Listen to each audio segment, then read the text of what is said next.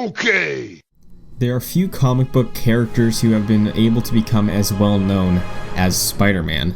Standing next to the original superheroes Batman and Superman in terms of their visual recognition, Spider-Man's pretty much a character who can be easily defined on a global scale.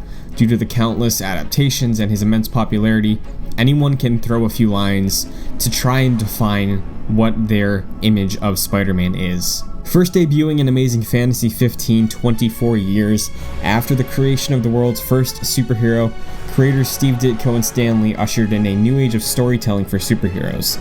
Comic books were no longer just for kids despite how people viewed them. Comic books were able to tell complex stories about real characters. It's been said before, but comic books are American mythology. Superman and Batman went beyond the capabilities of a normal person and could solve every problem they face with brute strength or cunning detective work without hesitation. And with the introduction of Spider-Man, the focus shifted from gods among men to men among gods. Peter Parker is your average everyman, given great power to deal with, and the stories surrounding him, in my opinion, are at their best when this power and his great abilities are his biggest issue in life. Today, Peter and Spidey have seen iteration after iteration, death and resurrection within Marvel's long-running 616 continuity, as well as several different dimensions, several different characters, and the introduction of the Spider-Verse. Beginning in July of 2002, writer Jeff Loeb and artist Tim Sale united to tell an important story in Peter's life, one that had been brewing both in context of the story and in the comic line in the real world for almost 3 decades. An important story in the context of this character's life and a standout example of addressing mental health, grief, and love in this medium with these types of characters. Capturing the essence of this character's history, Spider-Man Blue is a perfect time capsule of this character's legacy and helps to propel him into a modern age of storytelling. So a brief introduction before we dig into this. Spider-Man Blue is something I read at the beginning of me getting into reading comics. I've always loved these characters. I've loved Spider-Man, I've loved Batman my entire life dearly. These characters and these stories mean so much to me. But I never really got into reading comic books until the past few years. Alongside DC's graphic novels of Batman that are some of the highest acclaimed visual graphic novels of all time, Spider-Man Blue is one I saw brought up even less than a lot of the greatest of all time, and it really stands out as a true gem. So if you're interested in reading comics, I recommend checking out Spider-Man Blue. It is a very easy entry point, it's short, and it tells a very impactful story, which we're going to get into right now. Spider-Man Blue is written by Jeff Loeb, who is a well-respected writer in the comics industry and writing in entertainment in general. Leading up to the publication of this series in July of 2002, Loeb had worked on several different iconic characters for both Marvel and DC, including the Eisner Award-winning Batman The Long Halloween, later on Batman Hush, and he branched out into TV. We see him being credited for things on Smallville and Heroes. Spider-Man Blue actually comes second in line of Loeb exploring a superhero in their formative years, following the release of Daredevil Yellow, later to be followed up by Hulk Gray and Captain America White. Reuniting with artist Tim Sale after The Long Halloween and Daredevil Yellow, the duo set their sights on Spider-Man. And with the history of Loeb's writing career finding great success in writing for teenage characters like on Smallville, the idea of him approaching Spider-Man makes a lot of sense. At its core, Spider-Man Blue is about 2 of the most important relationships in Peter Parker's life that really define a lot of his character. Spider-Man Blue deals with themes of grief, love, and loss. In the 6-issue run, there's 2 timelines established telling different stories that connect. One is in modern day. The book is introduced with this timeline.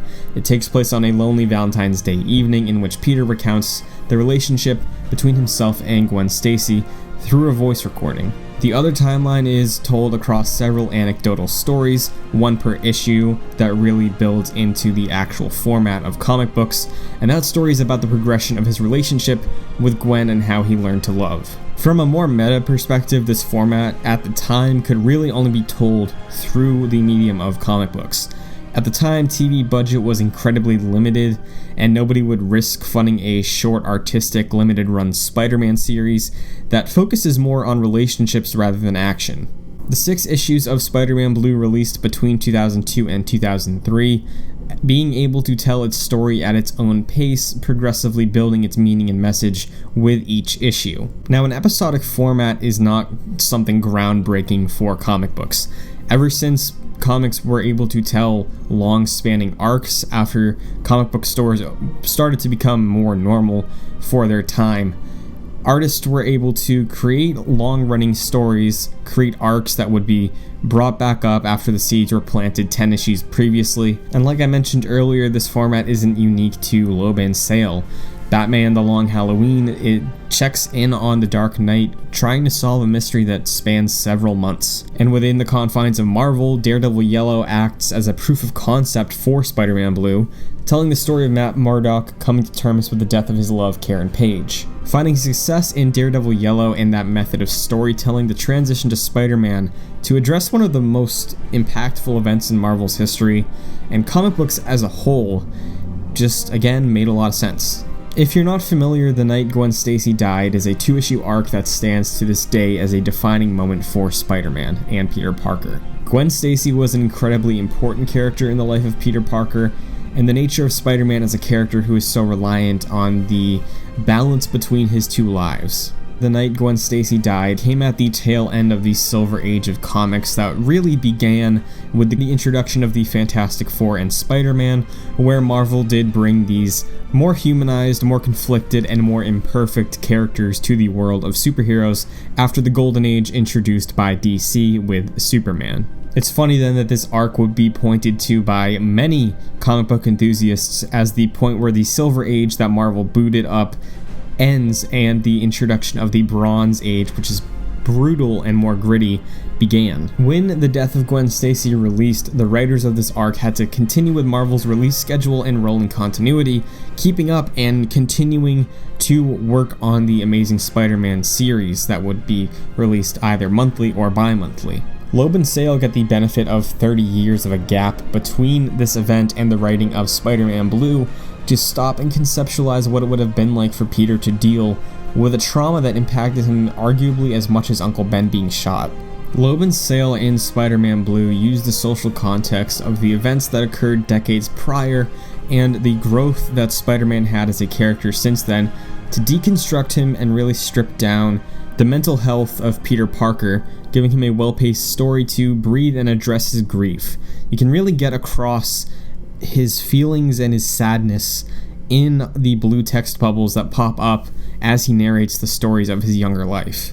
After the countless hardships Peter has faced in the ongoing continuity of Marvel, being able to sit down in his attic for a few hours and just talk to cope with the loss of his first love is a powerful story that is rare to see in superhero comics. Peter Parker, the superhero, can always overcome a physical threat through his strength of character, intelligence, or superhuman abilities. Depression and grief, however, can't be beat by such traditional methods that a superhero would use, whether it be a utility belt or a new power that gets written in every week for plot armor.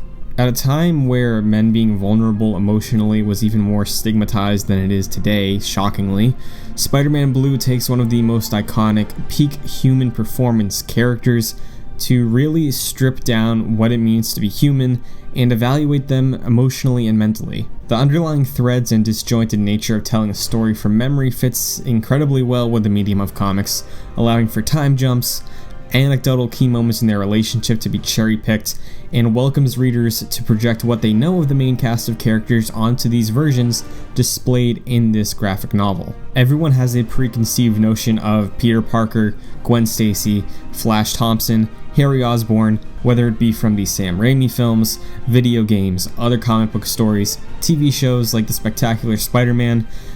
I could go on. Because of this freedom to jump around in time periods, the story genuinely comes across as a man in his late 30s recounting memories of old friends from college, picking out key moments that stuck with him the rest of his life, and again grounds the story and its characters in a relatable way to bolster that aspect of Peter. In his book Comics and Sequential Art, Will Eisner says that the regimens of art and the regimens of literature become superimposed upon each other. The reading of comic books is an act of both aesthetic perception and intellectual pursuit. So the work of the writer and artist are on par with each other in every issue of every comic book you've ever read. One of the obvious surface level striking aspects of this story is the choice to bookend the first and last issues with modern day scenes that are all blue. All the coloring is just powder blue. It's funny then if you consider that most stories that deal with flashbacks usually choose to use the discoloration to show a scene taking place in the past, or a long forgotten age, or something you're detached from. Spider-Man Blue, however, does the exact opposite. The story is mostly told in recounting past events, and these past events are vibrantly colored as if they take place in the present. And due to the nature of the story, Peter is quite literally living in his past, and the current day is where he feels lost, alone, and sad, and dissociated from his reality. One of my favorite subversion of expectations in Spider-Man Blue is when we are first introduced to Peter on Valentine's Day swinging through the pale blue city skylines of New York, and in his hand he's holding a red rose. In the beginning scene, he does go to the George Washington Bridge, the place where Gwen Stacy lost her life, addressing Gwen, speaking to her directly about a yearly ritual that only he knows about and doesn't make a big deal of, where he goes to pay respects to her. He holds out a red rose, symbolic of all his feelings towards Gwen and where his mind is at that time. The red rose is the focus of all of these panels, standing out against the blue colorings of everything. Not even Peter's suit is red. Despite the uniqueness of this rose in this environment, and because of that, his feelings towards Gwen, he drops the rose off the bridge, falling down below into the depths like Gwen did, mirroring her fall to her death. And the rose is just swallowed up by the ocean, lost to the sea, just like the memory of someone lost to time. Centering the story around Peter's relationship with Gwen is very interesting because in his modern day life, he's living married to Mary Jane, which doesn't come into play until later in the graphic novel. It's funny again because if you think of the people in Peter Parker's life, if you associate somebody with the color red, it's Mary Jane. And then when she's shown later in the novel, her hair isn't even shown as being red. It's still lost in all of the blue. Colored blue, her face is blue, everything in their attic, everything in Peter's life on this Valentine's Day is blue. There is a debate about the role that Mary Jane has to play in the story in the modern day when she is introduced at the end. A lot of people struggle to believe the idea that MJ would be so okay with walking in on her husband breaking down and really letting out his emotions about his first love that he lost tragically. And she was even a friend of Gwen. They were very close in a friend group, and she lost her too. The choice of Mary Jane to be supportive and normalizing the way that Peter's dealing with this shows a lot about the strength of her character and how far she's come since being portrayed as just the party girl. In the early 2000s, around the release of Spider-Man Blue, there was more of awareness of dealing with grief and grieving in general, especially towards the younger generation.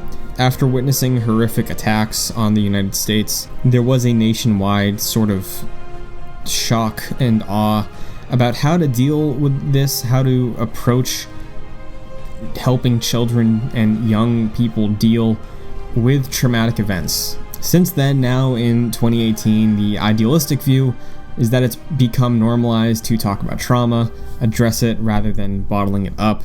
Regardless of who you are, a story like this, dealing with something on such a personal level that impacts a superhero everybody loves on such a ground level, was new. It was a new idea, and it was interesting, and it was effective for me at least. And if you look at that point in time, the comics industry was well past being able to tell deep and complicated stories, because we've seen things like Watchmen or A Contract with God be released, which deal with sort of heavy subject matter. Part of normalizing the feeling of grief and dealing with the emotions in an open way, especially for kids and teens, is telling a story they can relate to without them realizing they have a message to learn from it. Having a character like Spider-Man just breaking down and talking through the loss that was so important to him is a story that's not only impactful emotionally on a surface level, but more of a grand scale too, because it shows young people that like this character that even the superheroes have to face the realities of life, and it's perfectly okay. Now, like I mentioned earlier, today mental health is an issue that is being addressed more vocally by the younger generation, and because of this, the story of Spider-Man Blue, I feel, holds up incredibly well. With Jeff Loeb's talent for writing for teens and younger characters, the focus of what Peter addresses when talking about the memories of his friends, memories of Gwen, and memories of a happier time where he felt fulfilled despite living two lives feels real and feels important because of the way Jeff Loeb wrote this character. Some of the choices made for Spider-Man Blue don't hold up super well, but I feel like a lot of that can be chalked up to the time. Like MJ, she calls Peter pedo, Petey boy, stuff like that. From my reading of it, I always just took it as paying homage to the classic 60s Spider-Man, which did have a lot of corniness in it. But despite this, Loeb and Sale managed to capture the feelings of happiness and sadness due to the joy that can manifest when going through depression and grief, finding the littlest moments and strangest solutions to help deal with trauma. Spider-Man Blue at its core is a story about grief and loss. A superhuman character is centralized around a story of nostalgia, longing for days gone in a way that's really ahead of its time. Where many superhero characters have seen attempts to become humanized in recent years across mediums to varying degrees of success, the emotional impact of Spider-Man Blue still holds up and feels relatable to this day. A lot of this can really be credited to the very nature of Peter Parker and the story of Spider-Man, but the maturity of Spider-Man Blue and the subject matter just elevates this entire narrative to be thought-provoking and leave readers feeling blue. The passion of Loeb and Sale and their partnership together shines through in Spider-Man Blue, not only standing as an example of what a superhero story can be, but what a human being can be when they open themselves up and allow themselves to feel.